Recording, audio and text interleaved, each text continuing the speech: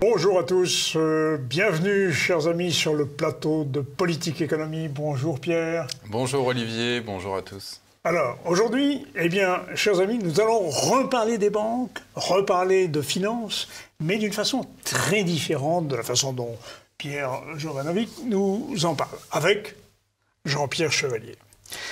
Bonjour. Bonjour Jean-Pierre. Bonjour Jean-Pierre. Vous avez été reçu à ce même plateau en printemps 2021 et vous nous avez dit beaucoup de choses sur l'état de nos chères banques. Chères au sens coûteuses, bien sûr. Or là, comme d'habitude, l'analyste financier que vous êtes part des documents publiés par ces mêmes banques. Et vous avez fait une analyse des comptes de la BNP qui démentent l'information que tout le monde a reçue sur les médias dits de grand chemin, à savoir que la BNP, ça va bien, elle a fait des profits fantastiques en 2021, on est content pour elle, et en réalité, l'examen des comptes que vous faites ne nous dit pas cela. Alors, qu'en est-il ? Vous parlez même d'une potentielle crise bancaire. Vous allez nous expliquer tout ça. Première question donc, que se passe-t-il en termes de bilan? Qu'est-ce que vous voyez, vous qui êtes l'expert de l'analyse des comptes bancaires? Que voyez-vous? Alors on va partir du bilan publié par la BNP. Le bilan de la BNP, c'est 2630 milliards d'euros. À titre de comparaison, le PIB de la France sur l'année, c'est 2500 milliards. Donc une taille de bilan supérieure au PIB français. Le total du bilan de BNP est supérieur au PIB annuel courant français. C'est absolument considérable. Aux États-Unis, il est absolument impensable qu'une banque ait un tel bilan. Taille de bilan. Une telle taille de bilan. En France, par contre, tout le monde s'en fiche. Comment c'est possible, Jean-Pierre? C'est difficilement possible, mais c'est la réalité. Donc c'est une banque qui est surdimensionnée par rapport à la France. Alors le pire, c'est qu'une banque, qu'est-ce que c'est? C'est une entreprise dont l'activité principale est de prêter l'argent qu'elle a, c'est-à-dire ses capitaux propres, et l'argent qu'elle n'a pas, c'est-à-dire en fait de l'argent qu'elle emprunte. Donc les actifs d'une banque sont financés par ses capitaux propres et des dettes. Les capitaux propres, quels sont-ils? Il ne faut pas regarder ce qui est publié dans le bilan d'une banque. Il faut regarder dans les rapports financiers. Il existe le véritable montant des capitaux propres est publié sous la forme de CET1, Common Equity Tier 1. C'est une expression américaine que l'on utilise en français, etc. Donc je passe sur les détails. C'est 92 milliards d'euros. Ça, c'est les fonds propres. Ce sont les capitaux propres, tangibles, comme on dit, c'est-à-dire les véritables capitaux propres, tels qu'ils ressortent des comptes de la BNP. 92 milliards. Et tout le reste du bilan, ce sont des dettes. Les dettes, c'est 2500 milliards d'euros, c'est-à-dire le montant du PIB français annuel. Donc les dettes de BNP sont égales au PIB de la France. Et ce qui est important, c'est le rapport entre les dettes et les capitaux propres. Donc c'est un multiple d'endettement que l'on appelle en anglais leverage, qu'on appelle en français effet de levier. Effet de levier. Moi, je préfère utiliser l'expression de multiple d'endettement parce que ça signifie que les capitaux propres les dettes de BNP, c'est 2512 milliards d'euros. C'est 27 fois plus important que le montant des capitaux propres de 92 milliards. Donc il faut faire les divisions, les multiplications. Alors que Jean-Pierre, ce montant ne doit pas dépasser 10. Voilà. Le total des dettes d'une banque, normalement, ne doit pas dépasser 10 fois le montant de ses capitaux propres. C'est le résultat de la décision qui a été prise dans les années 80 sous l'impulsion d'Alan Greenspan. Alan Greenspan avait dit, je simplifie, c'est pas exactement comme ça, mais ça revient donc à cela. Donc les banques sont fiables, à condition que le total de leur dette ne dépasse pas 10 fois le montant de leur capitaux propres. Ce qu'on appelle la règle prudentielle. C'est la règle prudentielle d'endettement pour les banques. À vous entendre, ça veut dire que la BNP ne devrait avoir que 920 milliards exactement d'endettement. De dette. Voilà. Et alors là, donc, 2500. Oui, c'est beaucoup trop. Mais ce n'est pas encore le pire parce que ça, c'est le bilan. Quelque chose qui m'a surpris, j'en avais parlé la dernière fois, mais j'en avais mal tiré des conclusions, c'est le hors-bilan. Le hors-bilan, en général, on ne s'y intéresse pas. Pourquoi ? Parce qu'il n'y a rien à dire. Les banques, toutes les banques, que ce soit en Europe, aux États-Unis, dans le monde entier, sont amenées en fait à s'engager à payer pour le compte de leurs clients, que sont des entreprises, des sommes très importantes quand les entreprises en ont besoin à la suite de crédit bail. C'est le crédit bail. C'est du crédit bail, le leasing, etc. Donc des entreprises non financières, donc des clients de la BNP, demandent à la banque, je risque de devoir payer telle somme dans les 3 mois à venir. Veuillez donc les payer pour mon compte.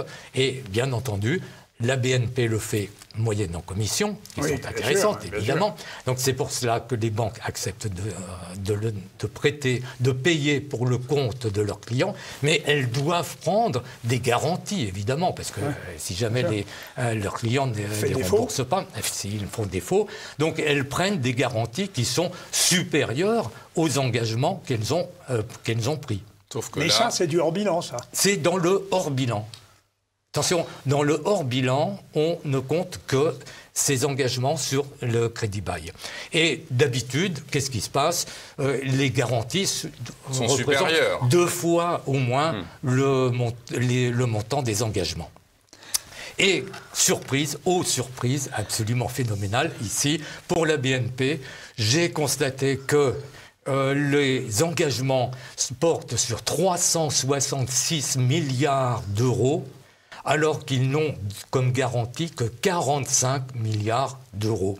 Donc ça signifie qu'il y a 320 milliards d'euros de dettes potentielles sur le hors-bilan. 320 milliards d'euros. Qui doivent s'ajouter donc ? Alors au reste.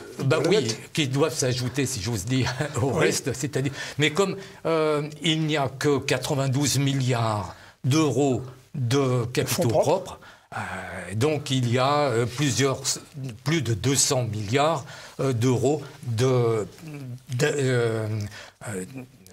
pertes potentielles sur le hors-bilan. Et ça n'arrive absolument jamais. En général, on ne regarde, aucun analyste ne prend en considération le hors-bilan parce que toutes les banques ont des garanties qui sont nettement supérieures à leurs engagements. Sauf BNP et Société Générale. Alors tout va bien. Non, il y a plusieurs centaines de milliards d'euros de dettes sur le hors-bilan. Et ce n'est pas tout, parce que la dernière fois que vous m'aviez invité, donc au mois de mai dernier, j'avais développé dans notre émission toute la comptabilité relative aux pertes potentielles sur les prêts accordés par les banques. Et je vous avais dit qu'il y a une règle qu'il faut adopter, effectivement, c'est la règle IFRS 9 qui oblige les banques à provisionner les pertes potentielles sur les prêts accordés. Et dans ce cas-là, quand on fait tous les comptes, on en arrive à des pertes prévisionnelles de 142 milliards d'euros pour 20 milliards seulement de garantie. Donc ça, c'est publié dans les comptes de BNP. Donc tous ces éléments, toutes les données, tous les chiffres que je donne sont extraits donc, des rapports financiers de BNP. Autrement dit, nos téléspectateurs et nous-mêmes, nous comprenons bien que votre alerte, vos inquiétudes ne portent que sur les chiffres officiels. Les chiffres officiels publiés dans les rapports financiers, dans le dernier rapport financier sur du quatrième trimestre 2021, enfin la fin de l'année 2021. Donc il y a une perte de 122 milliards d'euros potentiels sur les prêts accordés qui risquent de ne pas être remboursés. Pour la seule BNP. Pour la seule BNP, qui s'ajoute aux 322 milliards d'euros de pertes potentielles sur le hors-bilan, ce qui nous fait 443 milliards d'euros de pertes potentielles pour BNP. Donc nous avons une banque qui est surendettée. Oui, alors, donc 443 milliards d'euros moins 92 milliards d'euros de capitaux propres, ce qui nous fait donc 351 milliards d'euros de dettes potentielles sur le bilan, le hors-bilan, quand on applique les règles comptables qui doivent s'appliquer aux banques, c'est-à-dire en particulier la règle IFRS 9. Donc je ne reviens pas sur cette règle. Donc c'est 351 milliards d'euros, Jean-Pierre, c'est du risque de défaut de paiement. Oui, c'est le risque de défaut de paiement, d'après les comptes publiés par BNP, au 31 décembre 2021. Jean-Pierre, qu'est-ce qui pourrait provoquer un défaut de paiement d'une banque comme la BNP ? C'est-à-dire que pour l'instant, BNP existe encore, oui. tout fonctionne normalement. Je me répète, mais tous les grands médias nous ont dit que les profits étaient satisfaisants, que tout allait bien. 9 milliards d'euros, je crois, de bénéfices. Voilà, c'est ça, exactement, c'est le chiffre. Et de même pour la Société Générale. C'est la même chose, et c'est pire pour la Société Générale. C'est pire. Mais, oui, parce que la Société Générale... C'est plus pire. Oui, c'est plus pire. La Société Générale a trouvé une très bonne idée de ne pas publier le montant de son hors-bilan fin 2021. Voilà. Ils vont le publier dans les comptes certifiés qui vont être publiés dans quelques semaines. Pour l'instant, on ne le sait pas. Vous avez dit comptes certifiés, mais est-ce qu'ils peuvent être certifiés dans ce cas-là par les cabinets ? Ils vont être certifiés, c'est sûr. Donc les cabinets comptables, les commissaires aux comptes sont... Ils publient les informations, ils certifient les comptes, ces comptes sont certifiés, oui. Point. Je certifie que nous sommes en défaut de paiement. Non. Il certifie que le bilan est bien établi, que le hors-bilan est bien établi.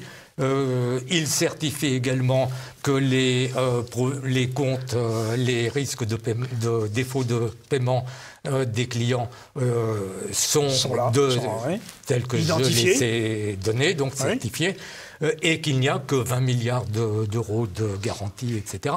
Mais ça, ils le disent. Oui. Ils le disent, c'est écrit, mais ils n'en tirent pas les conclusions que je donne, c'est-à-dire qu'au final, on a 350 milliards de pertes potentielles, c'est-à-dire que si les clients des banques qui ont emprunté de l'argent à la BNP ne remboursent pas, il risque d'y avoir donc ces pertes-là. Si les clients des banques qui ont demandé à ce que la BNP paye à leur place les problèmes de leasing, de crédit bail, dans ce cas-là, la banque est en déficit de 350 milliards d'euros. Alors, quand vous dites les clients, évidemment, ce sont des gros clients. N'imaginons pas que c'est vous et moi, petites.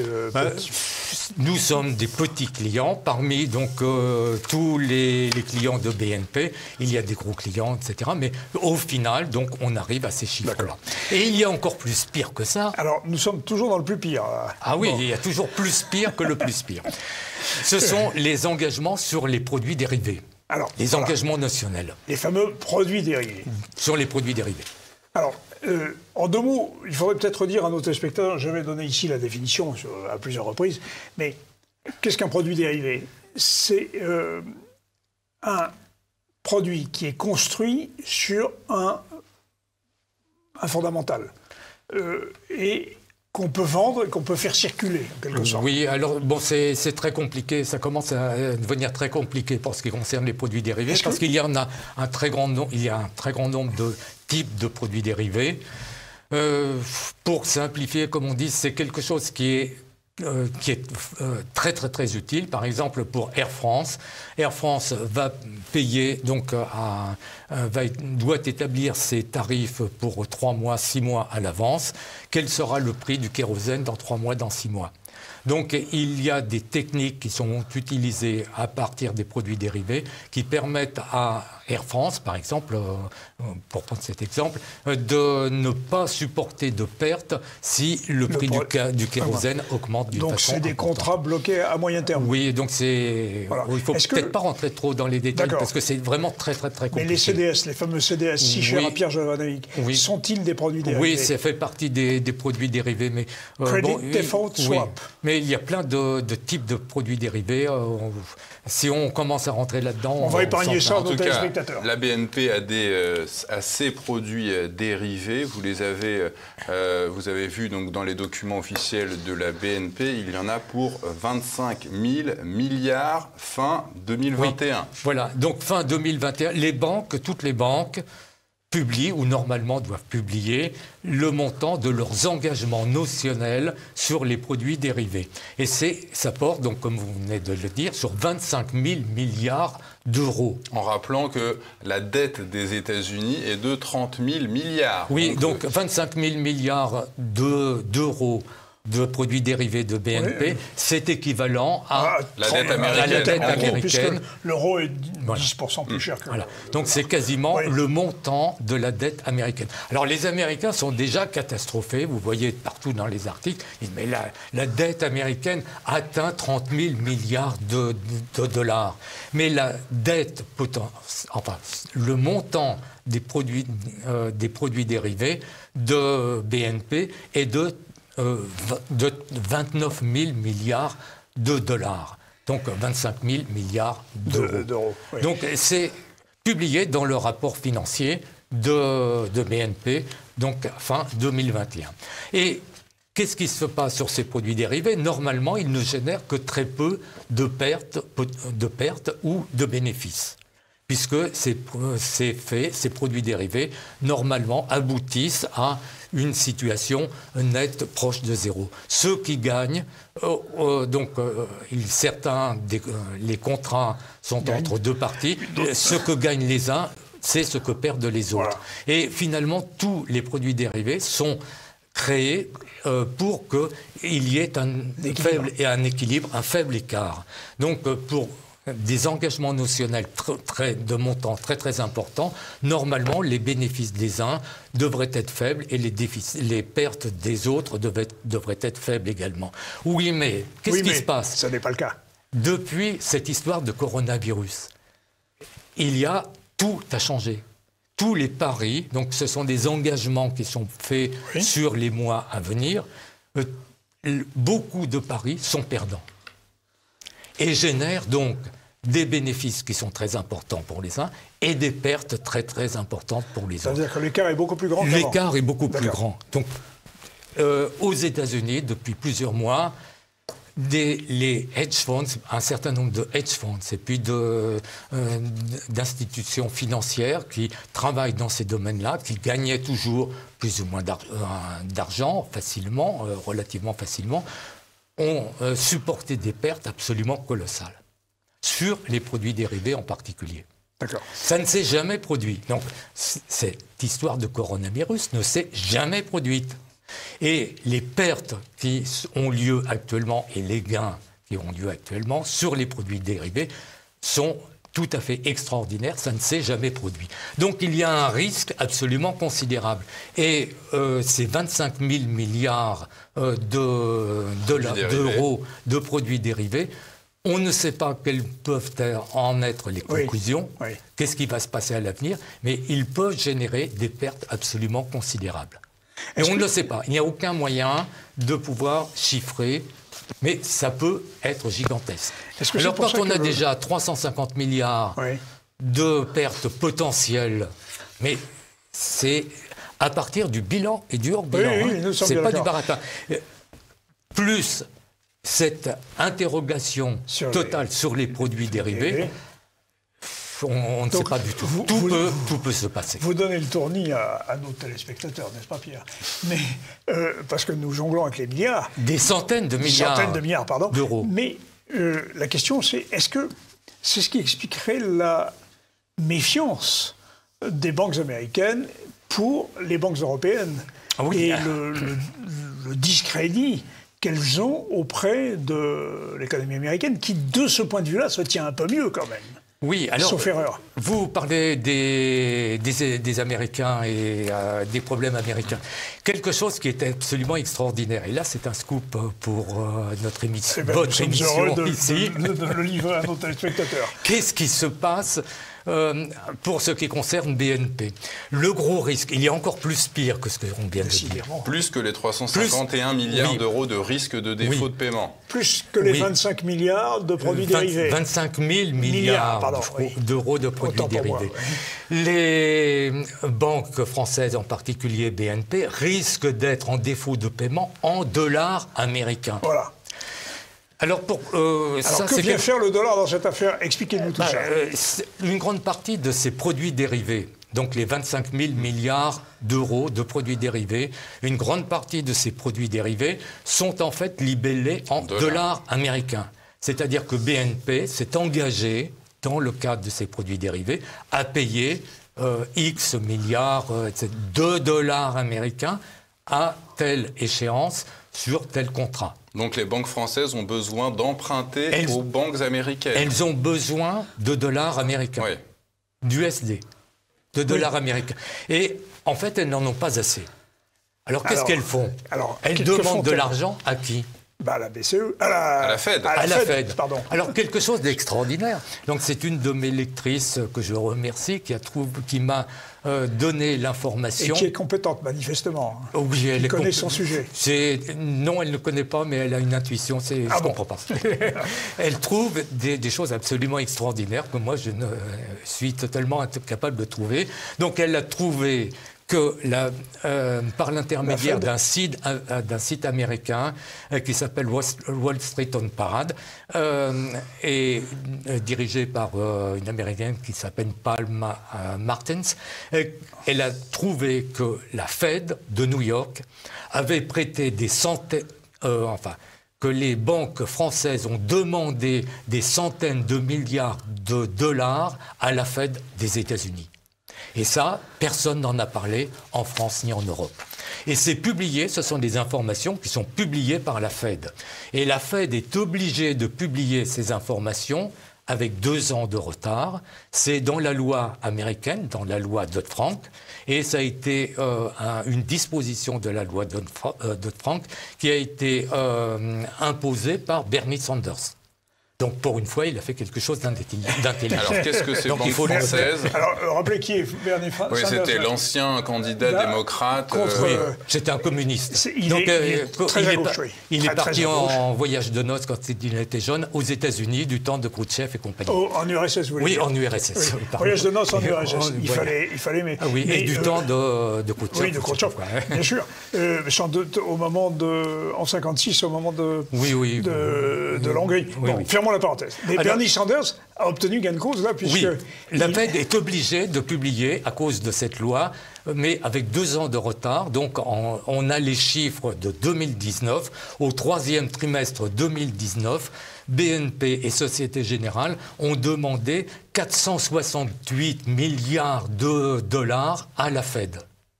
Donc, vous voyez que ce que je viens de vous dire, c'est un risque qui est bien réel, puisque déjà...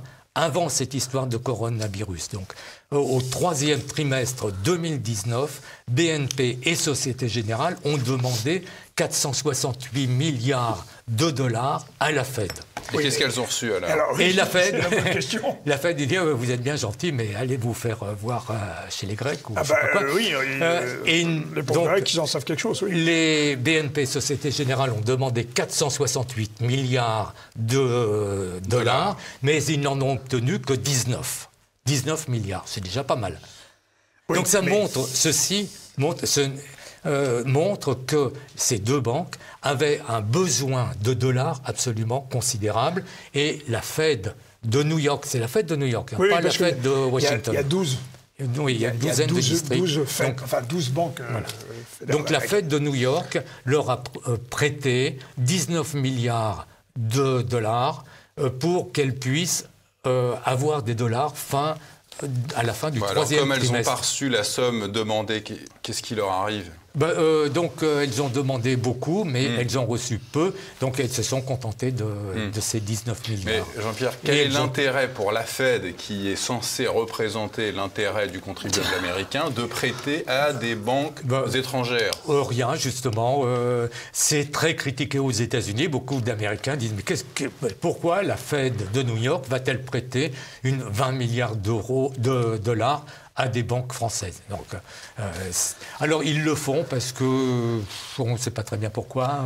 En fait, c'est pour aider, effectivement, pour que ces banques ne fassent pas faillite, ne soient pas en défaut de paiement en dollars américains à cette époque-là. Donc en fait, on comprend que les banques privées sont totalement dans la main des banques centrales. Elles sont dans BNP, Société Générale, très précisément ici, sont en risque de défaut de paiement en dollars, et donc elles en demandent là où elles le peuvent. La Fed propose aux banques américaines, parce que BNP et Société Générale ont des entités bancaires aux États-Unis, oui. Et ces entités bancaires aux États-Unis ont la possibilité d'emprunter de l'argent à la Fed. Donc ils disent on va essayer, on va prendre ça. Donc JP Morgan, Goldman Sachs, Citigroup demandent des dollars à la Fed de New York et elles en obtiennent. Donc les dirigeants de BNP, de Société Générale, disent nous aussi on a une entité bancaire aux États-Unis, nous demandons à la Fed des dollars américains et la Fed leur en prête. Alors fin 2019, oui. C'est la même chose, donc ça a été moins pire en quelque sorte. Tiens, pour une fois. Oui, pour une fois. Société Générale a demandé 151 milliards de dollars, BNP 75 milliards, et en tout, ils n'ont reçu que 12 milliards. Donc ils ont, à la fin, donc c'est les derniers chiffres publiés par la Fed de New York, fin 2019, ils ont quand même demandé à eux 220 milliards, etc. Et ils n'en ont obtenu que 12 milliards. Donc ça signifie que déjà avant cette histoire de coronavirus, les BNP et Société Générale étaient en manque de dollars américains. Et ils en recherchaient auprès de la Fed. Alors, Jean-Pierre, nous avons constaté cette pénurie de dollars, mais comme In God We Trust, nous allons continuer après la pause à faire confiance au dollar et voir les développements possibles que ça peut avoir, notamment autour des fameux euro-dollars. Alors, chers téléspectateurs, en compagnie de Pierre et de Jean-Pierre Chevalier, nous disions que nous, in God we trust, nous avons grande confiance dans le dollar. Et c'est tellement vrai que la BNP a vendu une banque qu'elle avait aux États-Unis pour obtenir des dollars, bien sûr. C'est la Bank of the West. La Banque de l'Ouest qui devait être en Californie, j'imagine. Oui, je ne me rappelle plus exactement. Et pourquoi a-t-elle vendu cette banque pour avoir des dollars ? Alors, donc c'est une première réponse, effectivement. Donc, BNP est propriétaire depuis longtemps d'une banque américaine, Bank of the West. C'est une banque qui est très bien gérée. J'ai parlé tout à l'heure du leverage, c'est-à-dire que c'est une banque dont le total des dettes est inférieur à 10 fois le montant de ses capitaux propres. Et pour le hors-bilan, les garanties sont le double des engagements. Donc c'est une banque qui est absolument parfaite, c'est un bijou de famille. Et qu'est-ce qui se passe ? 8 jours avant Noël, BNP dit « Nous avons réussi à vendre Bank of the West, 16 milliards pour 16 milliards de dollars. » Donc pourquoi ? En fait, c'est pour récupérer des dollars. Ils vont récupérer 16 milliards de dollars par la vente de cette entité. Oui, mais c'est dommage de se priver pour une fois, une banque qui est bien gérée. Oui, mais ils ont besoin de dollars américains. J'allais vous dire, oui, toujours une God we trust, mais pourquoi cette fin de dollars ? Pourquoi ce besoin de dollars ? Donc, ce besoin de dollars, comme on l'avait vu, provient du fait que BNP doit payer des dollars, en particulier sur les produits dérivés. Donc c'est quelque chose de très très important. Et cette vente de banques génère également des bénéfices particulièrement importants. À qui? Pour qui? Directement pour la BNP. Non, mais quelqu'un qui va intervenir. Donc, Bank of the West a été vendu à la Banque du Canada. Donc, c'est une négociation qui a lieu entre ces deux banques. Et qui est-ce qui intervient? Oui, il y a un intermédiaire, j'imagine. Un intermédiaire. Donc, une autre banque intervient, je ne me rappelle même plus laquelle. Et dans tous les achats d'actifs, il y a toujours un intermédiaire. On n'imagine pas qu'il puisse y avoir une transaction directement. Non, il n'y a pas de transaction directe. Ça me fait penser à quelque chose. Oui, je sais pas. Vous voyez à quoi je pense? Non. Lorsqu'un certain monsieur Emmanuel Macron, qui travaillait chez Rothschild, je crois, a vendu le département nourriture enfantine de Pfizer. Tiens, Pfizer. De Nestlé. Il a vendu à Nestlé. Il a vendu à Nestlé, oui. Et le cabinet, enfin Rothschild, la banque Rothschild a touché évidemment son pourcentage. Vous allez nous éclairer sur les pourcentages. Quel pourcentage, d'après vous? En bonne logique, lorsqu'il a fait sa déclaration de patrimoine, le malheureux n'avait qu'une toute petite somme ridicule de patrimoine. Et en bonne logique, un intermédiaire doit toucher. Oui, alors il y a toujours des normes. Donc une baguette de pain, combien ça coûte? Quel est le prix d'une baguette de pain? 1 euro. 1 euro, plus 10 ou moins 20%. Pour les transactions entre banques, il y a une norme. Pour l'intermédiaire? Pour l'intermédiaire. Combien? Donc, c'est pas beaucoup, tout petit peu, 1 à 2%. 1 à 2%, c'est rien. Oui, mais attendez, le département de Pfizer, alimentation pour enfants, ça valait combien? 10 milliards de dollars. 10 milliards. 1 à 2% de 10 milliards, ça fait combien? Je prends. Ça fait combien? 100 millions? Oui. 100 à 200 millions. Oui. Donc la banque qui fait l'intermédiaire entre l'acheteur et le vendeur, Rothschild gagne 100 à 200 millions donc de dollars. Et l'auteur de la transaction? Celui qui mène la transaction, c'est une transaction de ce niveau-là, c'est le résultat d'un travail très important pour des personnes qui sont très compétentes dans un certain nombre de domaines. Les salaires, donc les Français ne comprennent pas ces problèmes et ces problèmes financiers. La rémunération normale du chef de la délégation qui mène les négociations, c'est le fondé de pouvoir, comme on appelle cela généralement. Ce n'est pas un salarié de la banque, c'est un fondé de pouvoir qui travaille sur ce projet-là, gagne normalement un quart du montant de la commission de bancaire. Donc un quart de 100 à 200 millions. Oui, ça fait combien?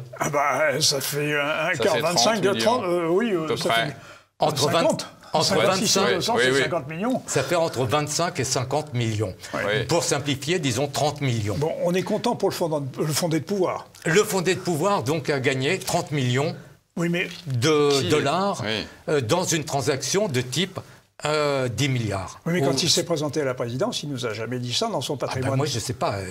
Ce que je dis, c'est une baguette. Ce que je dis, c'est que l'intermédiaire prend 25% de 100 à 200 millions. Mais ce n'est pas drôle. Une baguette de pain, ça coûte... Le prix d'une baguette de pain, c'est 1 euro. Le prix d'une transaction, le taux d'une commission, donc dans une vente de 10 milliards d'euros ou de dollars, c'est 1 à 2%, c'est 100 à 200 millions. Et le fondé de pouvoir gagne 30 millions. Je dis ça, mais je ne dis pas que Emmanuel Macron... Pardon. Mais si vous achetez... Moi, ma baguette, quand je l'achète, je ne vais pas la mettre au Luxembourg. Oui, non, mais après, je ne sais pas ce qui se passe. Le fondé de pouvoir, si c'était Emmanuel Macron, on peut en déduire qu'il a touché 30 millions. Vous déduisez ce que vous voulez, moi, j'en sais rien. Moi, je constate, moi, je connais des normes, je constate ce qui est publié dans les bilans, dans les hors-bilans, etc. Point. Après, vous faites ce que vous voulez. Les gens en concluent ce qu'ils veulent. Si vous voulez, le patrimoine du candidat ne mentionnait pas ces ressources-là. Exactement. Bon. Donc, Pour en revenir à nos histoires de prêt, Jean-Pierre, on disait tout à l'heure que la Fed des États-Unis, la Réserve fédérale des États-Unis, prêtait de l'argent donc aux banques privées européennes, mais n'est pas la seule des banques centrales à le faire. La BCE prête également de l'argent aux banques privées européennes. Dans quel montant ?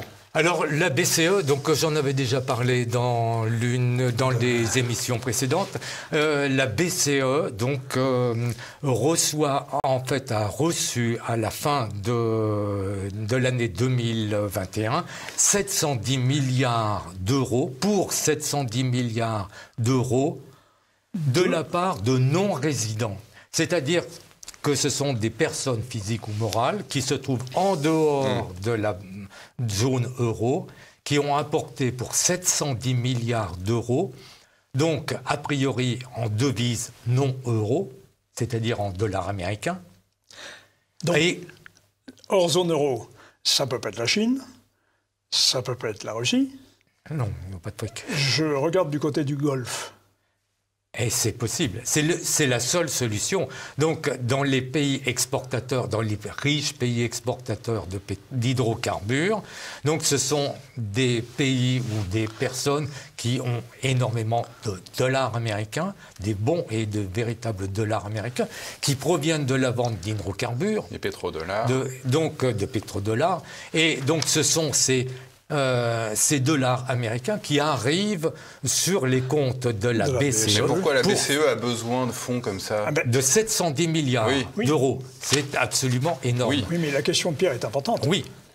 Pourquoi gonfler le bilan de la BCE ? Eh bien, parce que, ce que je viens de vous expliquer, BNP et puis d'autres banques, Société Générale, et puis d'autres banques, Deutsche Bank, etc., sont dans la même situation. Elles ont besoin de dollars américains. Elles ont besoin de dollars, comme je vous l'ai dit, pour surtout à la suite des engagements nationaux. Donc, comme elles ne peuvent pas en avoir de la Fed, elles vont en demander à la BCE. Ah oui. D'accord. Et de toute façon, les pays européens, la France, ne vend pas d'hydrocarbures aux États-Unis. Comment trouver des dollars sans avoir d'exportation qui est en rapport, sans avoir non plus d'autres moyens, et alors que leurs engagements portent sur des engagements nationaux de 25 000 milliards de dollars. Et c'est quoi l'intérêt pour ces personnes ? On voit sur le document officiel non-résident. C'est quoi l'intérêt pour ces non-résidents de prêter à la Banque Centrale Européenne ? Vous leur demandez. Donc, il y a des gens qui se demandent pourquoi des criminologues comme Xavier Rahofer, par exemple, disent « Mais on connaît tous les circuits d'immigration, etc. » Mais la BCE, l'Union européenne nous dit, Bruxelles nous dit « Non, il ne faut rien faire contre. » Donc, il y a une contrepartie. Bon, mais ça, c'est... Autrement dit, deux solutions. Ou ces fonds rapportent des intérêts et c'est un calcul financier ordinaire. Ou il s'agit de faire pression sur la souveraineté européenne dont M. Macron se gargarise pour dicter un peu sa politique. Vous avez cité le cas de la politique d'immigration. Donc il n'y a pas de souveraineté européenne. Donc il n'y a pas aucune information sur le taux de ces dépôts. Donc ils doivent être à zéro. Alors la BCE, les Français s'en fichent. Et ça doit se trouver du côté de la Papouasie ou un truc comme ça. Donc, et non, c'est à Francfort. Oui, mais qu'est-ce qui se passe au niveau de la France ? Alors au niveau de la France, j'ai réussi à trouver le bilan de la Banque de France au mois de décembre 2021. Alors quelque chose qui est très intéressant, le bilan de la BCE, on l'a toutes les semaines, c'est publié toutes les semaines le mardi.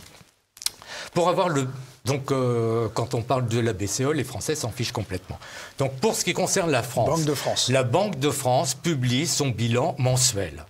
D'accord. C'est-à-dire le bilan chaque mois.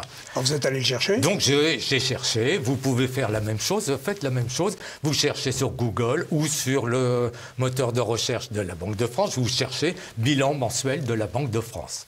Ce que j'ai fait. Qu'est-ce que j'obtiens ? J'obtiens des milliers d'occurrences.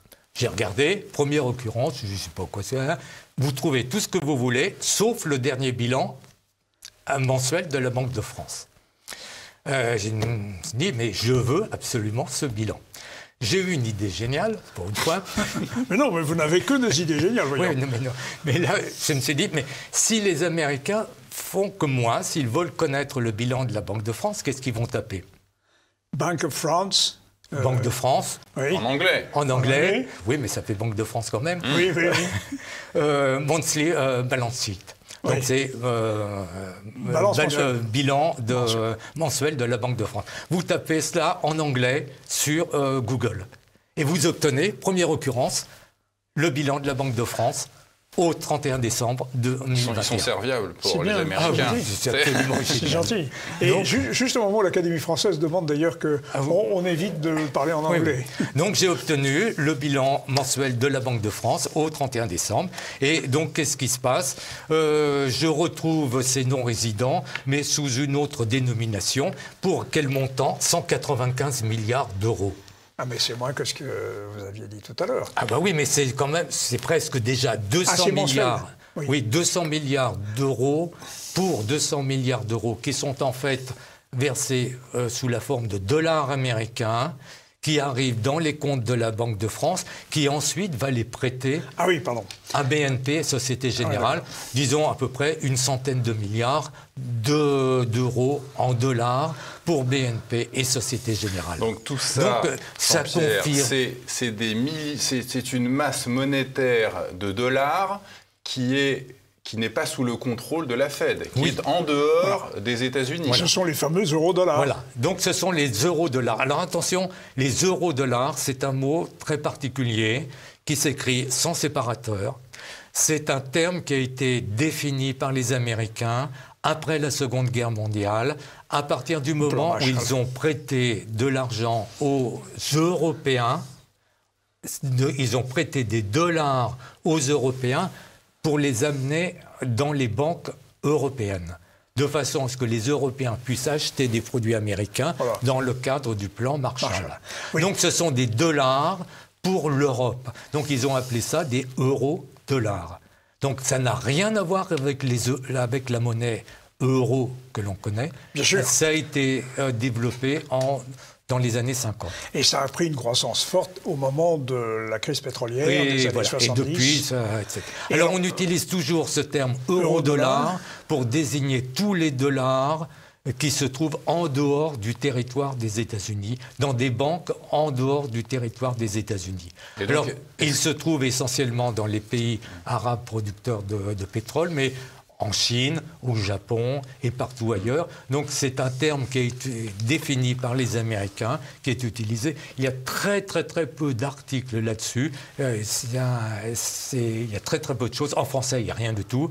En anglais, il y a très peu d'informations là-dessus. C'est un marché qui est absolument considérable, qui porte sur des montants colossaux. Et ça signifie qu'en fait, il y a sur ces marchés qui ne sont pas supervisés par la Fed de Washington, ça signifie qu'il y a d'une part un excédent considérable de dollars et en plus de ça un manque de liquidité en dollars, comme on le voit à partir de BNP. Donc là, c'est les problèmes extrêmement complexes qui ont lieu. Alors, question sur le dollar quand même. Ceux qui rêvent de dédollarisation du monde, eh bien, pour l'instant, ce que vous venez de nous dire dément qu'il y ait dédollarisation du monde. Ah oui, le dollar est roi, et effectivement, ça c'est incontournable, puisque la plupart des contrats, donc sur les produits dérivés, sont libellés en dollars américains, et ces contrats portent sur des sommes absolument considérables. Donc, par exemple, JP Morgan a 52 000 milliards d'engagements notionnels sur les produits dérivés. Goldman Sachs, 48 milliards. 48 000 milliards, Citigroup 44 000 milliards de dollars. Et BNP est la quatrième banque la plus importante sur les engagements de produits dérivés avec 25 000 milliards de dollars. Et ça fait peur aux Américains, mais les Français s'en fichent complètement. Alors c'est une bulle en quelque sorte. C'est une bulle. Bulle d'euro-dollar. Mais ce n'est pas une façon d'asservir l'Europe ou d'affaiblir l'Europe, ça? Oui, parce que cette bulle, toute bulle est destinée à éclater un jour. Et donc là, en ce moment, on est très proche de l'éclatement en question, surtout qu'il va y avoir, il y a aux États-Unis une crise qui est en train de se développer et qui va se développer dans les semaines et les mois à venir. Avec une inflation à 7%. Ah bah oui, une inflation de 5-7% ou plus, et remonter etc. des taux. Donc les taux vont remonter et ça met en difficulté énormément d'entreprises. Déjà aux États-Unis actuellement, la moitié des entreprises du Nasdaq ont déjà perdu plus de la moitié de leur valeur d'une année sur l'autre. C'est une crise qui s'est déjà développée et qui va s'accentuer dans les semaines et dans les mois à venir. Facebook, par exemple, a été un prototype. Oui, ils ont déjà perdu 40% de leur valeur. Jean-Pierre Chevalier, vous reliez cette bulle monétaire de dollars hors des États-Unis à ce que l'on voit depuis 2 ans, ce que vous appelez cette histoire de coronavirus. Oui. Quel lien y a-t-il entre ces deux phénomènes ? Alors là, c'est un problème qui est un petit peu délicat à aborder parce qu'il y a des risques de certaines émissions de Télé-Liberté, par exemple, ont été censurées, en effet. Censurées, disons. Donc, il ne faut peut-être pas trop en parler ici. Malgré tout, il y a quand même des relations causales qu'on peut établir. Vous avez quand même dit tout à l'heure que la crise sanitaire avait aggravé la situation des banques. Oui, elle a aggravé la situation des banques, donc des banques européennes. Des banques européennes en particulier, donc qui sont déjà fragiles. J'ai dit tout à l'heure qu'il y avait plusieurs centaines de milliards d'euros de prêts qui risquent de ne pas être remboursés, plus des ardoises du côté du hors-bilan, plus des ardoises du côté des produits dérivés. Ça fait beaucoup et ça risque de se développer dans les semaines et les mois à venir. Et dans ce cas-là, ce qui risque de se passer, c'est le plus gros risque, je crois, c'est le manque de liquidité en dollars américains qui risque de bloquer tout et sinon le reste... Parce qu'on a eu ça déjà en 2008-2009.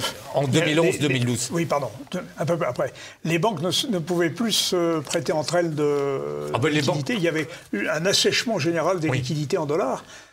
Oui, déjà en 2011-2012, il y a un film qui est très important à ce sujet, donc dans les coulisses de la plus grande banque européenne, donc BNP Paribas. Et donc les dirigeants de BNP Paribas à cette époque-là ont reconnu plusieurs années après qu'ils étaient au bord du dépôt de bilan et tous les soirs, quand ils quittaient leur bureau, ils ne savaient pas si le lendemain leur banque allait pouvoir ouvrir. Ils étaient au bord du gouffre, mais depuis ils ont fait un grand pas en avant.